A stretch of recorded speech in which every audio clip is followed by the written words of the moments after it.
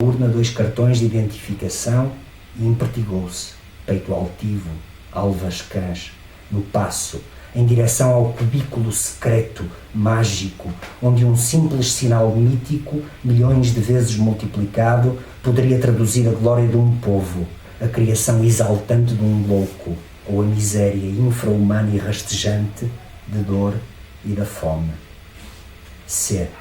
Então, como se ali houvera um espelho, frente a frente se dispuseram um homem e o seu silêncio. E ainda sobre politiquices, na página 71, o discurso, posso ler o discurso?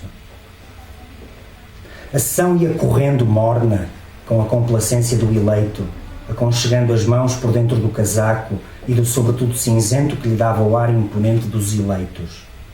A Câmara tinha, enfim, um nome, uma pessoa e uma referência. Silêncio. Acabei de chegar, mas não é tudo.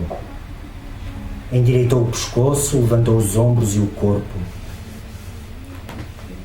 Acabei de chegar, mas não é tudo, eu disse. Os pobres hão de ser mais ricos, disse. Os velhos vão rejuvenescer, disse. Os ordenados vão subir, disse. Os criados serão tratados como pessoas, disse. Os filhos da terra verão, disse. As mulheres ficarão proibidas de fazer aborto, disse. Um teste de gravidez e uma ecografia são uma vida, disse. A pedofilia será tratada caso a caso e eu disponho-me a ser testemunho segundo a minha consciência, disse. Pondero o fenómeno da pena de morte no Conselho contra o vandalismo dos negros e dos ciganos, disse. E digo mais.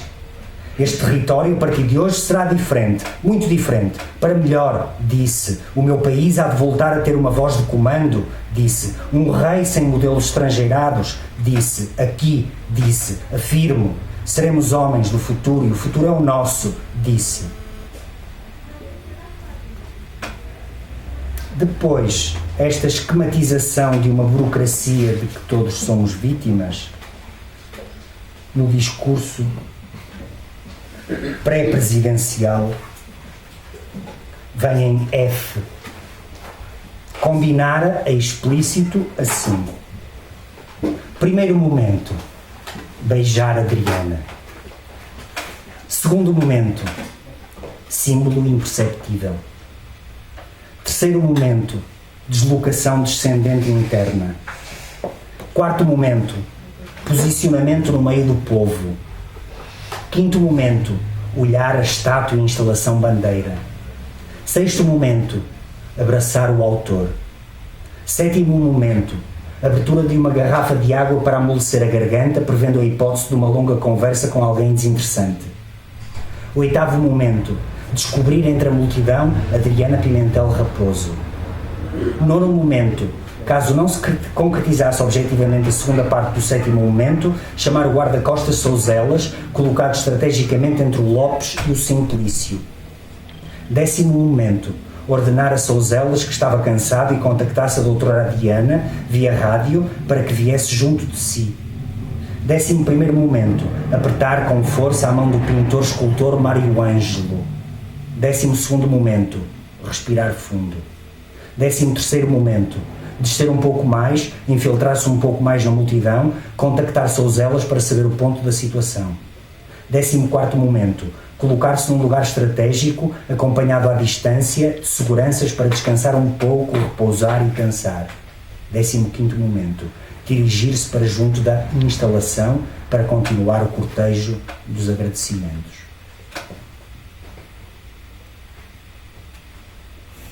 Estou a ler bem ou a destruir a coisa.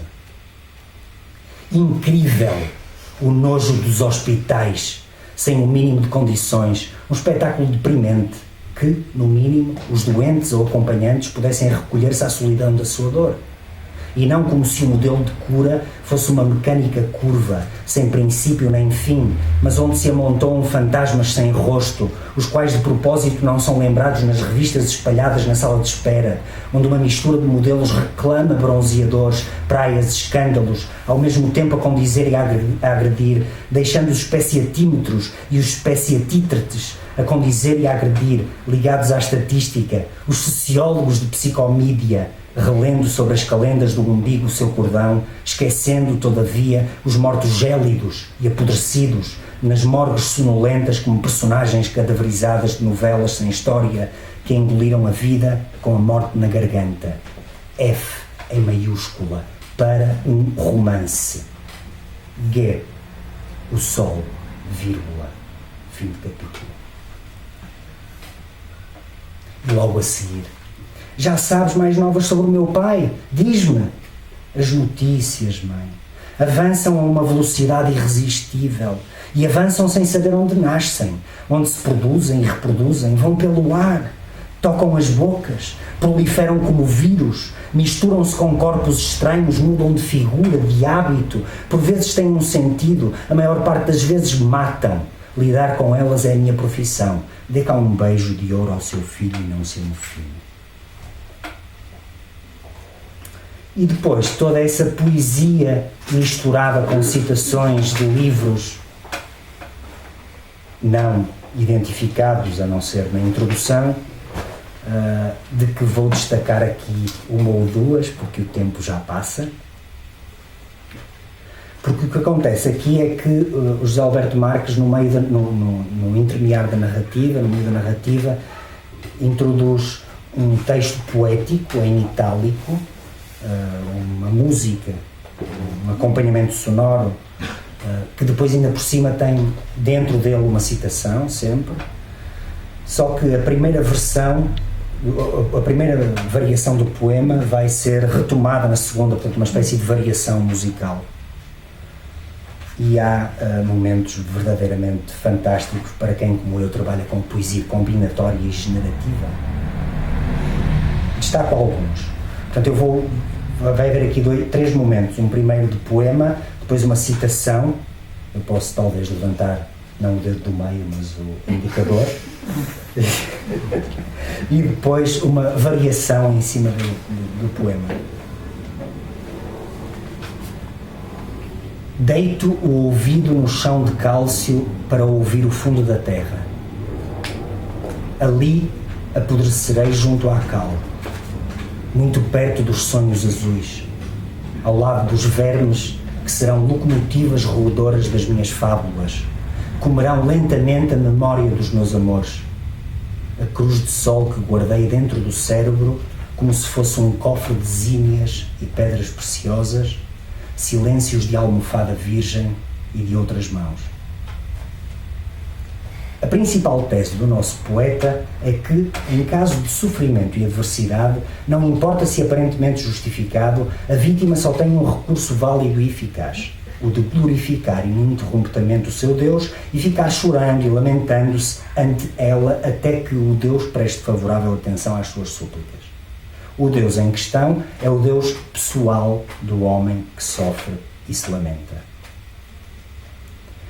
Escuto o baloiço da cadeira da avó, onde senti a ausência do seu respirar, cofres de zínias no chão de cálcio, ao longo dos vermes que serão locomotivas roedoras, a cruz de sol das minhas fábulas.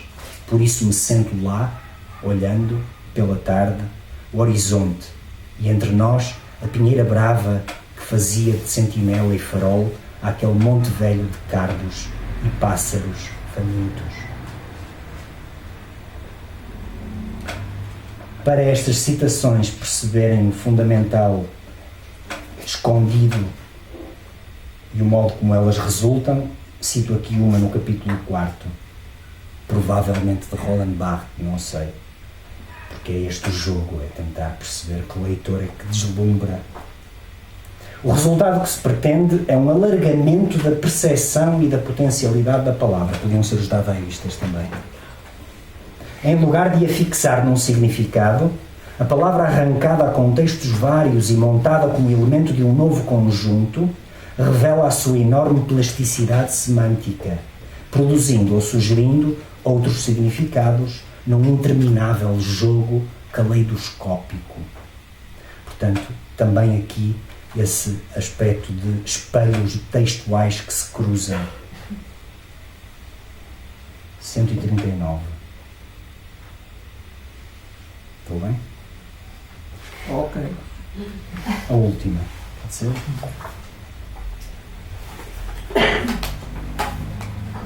Vou ler desta vez, invertendo a proposição do autor, a citação que está no centro e depois, seguidamente, os dois poemas e suas variações.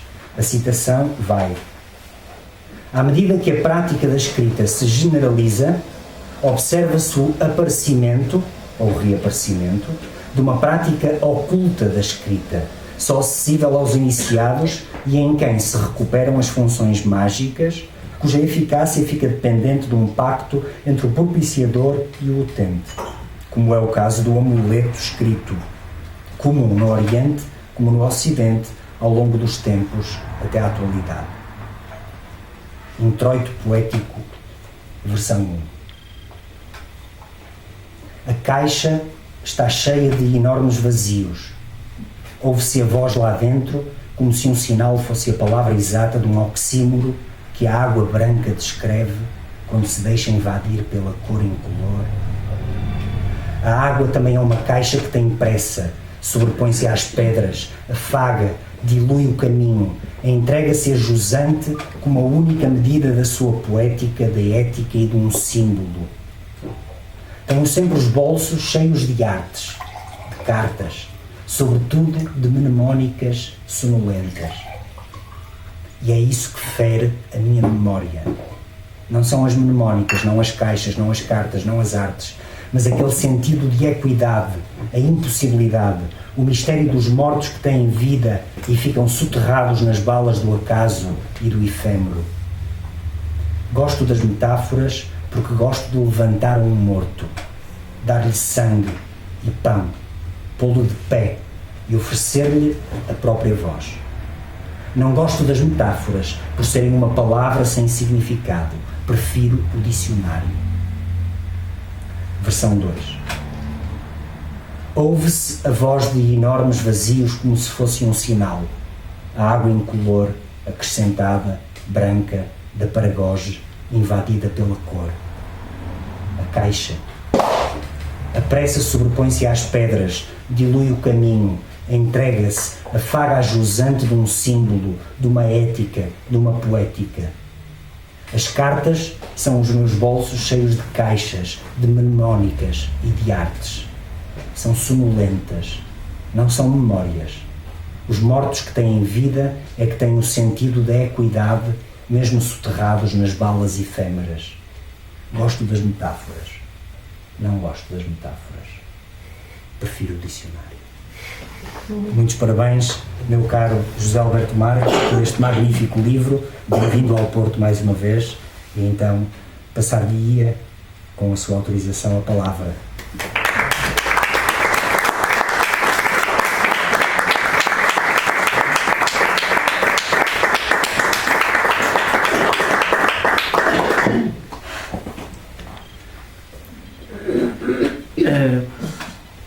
Pôr-me em pé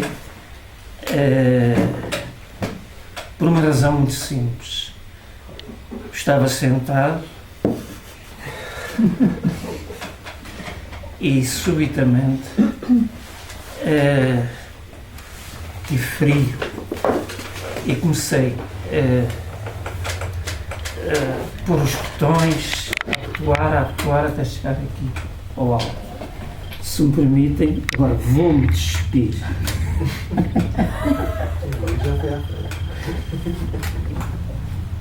Pá, não aguento mais. Vou-me despir lentamente. Portanto, vou-me despir de preconceitos, é lógico.